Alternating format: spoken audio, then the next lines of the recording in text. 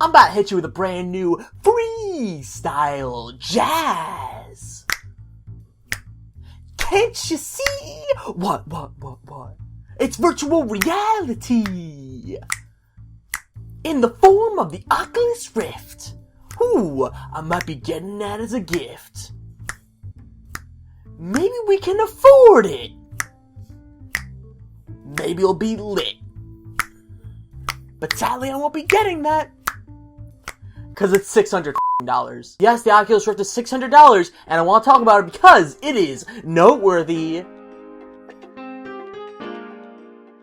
So I think just by that amazing freestyle alone, you kind of get my opinion on the Oculus Rift, but I think that is a very broad and basic opinion. The idea that the Oculus Rift is expensive. Yes, $600 for an Oculus Rift is expensive. If you haven't heard, the Oculus Rift was announced, pre-orders already online, already sold out. So it's doing somewhat well. $600, $599 US in the words of Kaz Hirai. And it's also only going to be compatible with computers with a very, very, very nice CPU and a nice GPU. So that means we're talking about a $1,200 PC if you really cut corners and you really try to get it working. So yeah, this thing is only going to be for enthusiasts. So I tweeted this in response to a Sean Pitts tweet, and I got some feedback saying, like, well, I mean, what else was it going to be? It's kind of for enthusiasts. It's the first of its kind. And I think that is what I believe. I was thinking about this the other day. I was like, yes, it's expensive, but does it really matter?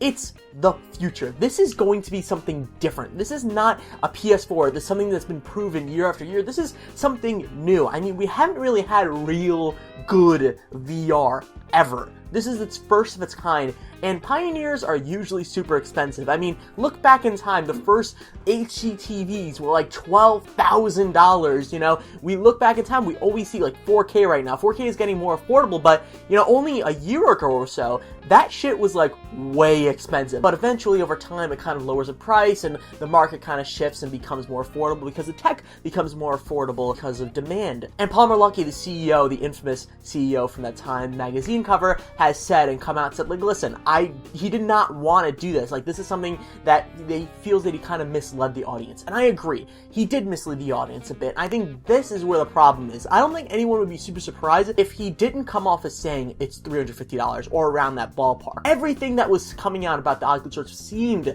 like it was going to be around an affordable price point. I mean, the fact that it was bought by Facebook alone seemed like a good indicator that they were trying to market this to a larger and more broad audience. But it seems like that's not what they're trying to do, which took me as a little bit of a surprise. I mean, for me, I've always seen the Oculus Rift as something that, okay, everyone could get into, but it seems like they are looking at it, the creators and the marketers are looking at it something way more hardcore. They see there's an audience there and they want to capitalize on the hardcore audience and eventually kind of maybe reduce the price and kind of get the technology up to the point where they can go to more of a casual market. That's interesting to me, and I think that's something that's going to be more of a problem for Oculus isn't Oculus itself. I think the problem is going to be with PSVR, and I think the problem is going to be with HTC Vive. Those are two headsets that have the possibility of being significantly less of a price than Oculus Rift. I mean, just PSVR alone has the possibility of creating something that is just very easy for people to understand. They have the console, which is about $350 now, a little bit less sometimes,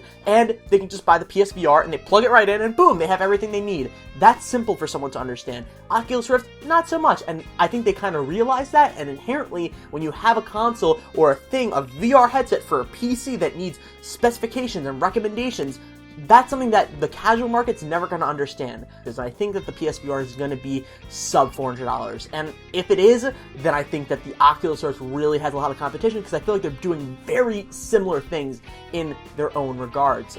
So to wrap it up, I know this is a fast video, but I think it's pretty simple.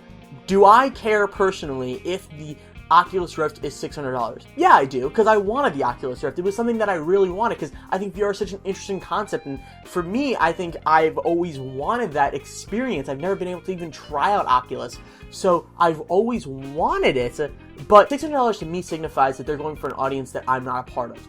And I can't blame them for that. They never really specified that, and their marketing has been all over the place. They said $350 and they said like $1,500 with the computer. It's a mess. So I really don't want to blame them, and they're the first of a kind, and they're really trying to push the specs of this. So I think that over time, if they don't change and they don't evolve, I'll be pretty disappointed. But right now, I think that this is right around the place that they want to be. They want to get that really enthusiast market, and then eventually they'll kind of cut the price down. The PlayStation might even put out a $600 just because why not, and they want to make some money. So I don't know. It's a very interesting place. We're in a new era, and I'm very excited to see what VR does. I just don't think everyone should have their pitchforks up for a new company doing a new technology, making something that is expensive for first adopters. I just think that's a little bit weird. But what do you guys think? If you like this video, like it. If you don't like it, don't like it. Love you all. Bye!